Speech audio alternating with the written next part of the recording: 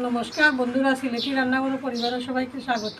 তো আজকে আমি লোকে লাভ যে শুনাইয়া রাখছি ওখানে সিদ্ধ দিব, এরপরে এটা মেলা করে গুলিয়া লইয়া এটা আমচটি দিব।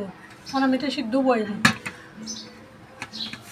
দেখুন বন্ধুরা, আমার এটা তো সিদ্ধ দিছি, দিয়া আমি চালনি দিয়ে এটা লইতে আছি। এরকম বাড়িব, এটা যেমন বেলের গুল্লা যেরকম হয় এরকম হইব।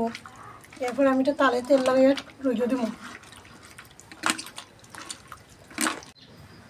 তালে আমি সরষের তেল দিলাম। সরষের তেল দিলে একটা গন্ধ হয় সুন্দর।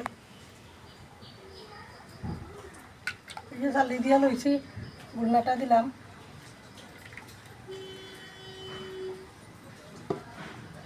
এখন এটা রইতে দিব আধা ঘন্টা। সময় থাকলে এটা টান দিলেই। দেখুন বন্ধুরা, আমি আমসত্বটা তো শুকাই গেছে। তখন তাল থেকে আমসত্বটা উঠাই মুখ, দেখুন কি সুন্দর শুকাইছে। দেখুন আপনারা ওইরকম আম দিয়া দিবা। কত বাড়ি করে দিছিলাম, শুকাইয়া কত পাতলা হয়েছে। এটা খুব রোদ্রের সময় বেশি গরম লাগে, গুড় দিয়া ভাত মাখিয়া টুকরা টুকরা করে ভাতের সাথে খাইতে খুব স্বাদ। বা কোনোদিন কোনো টকর লগত দেওয়াও যায়। এটা খাইতে অসাধারণ টেস্ট। তখন এটা আমি রাখি দিমু।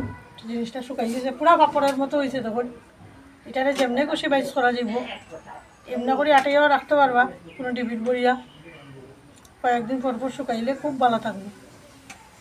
যখন আটাইয়া কই হইছে, আমি কত মোটা করে দিয়েছিলাম, এটা শুকাইয়া পাতলা হয়ে গেছে।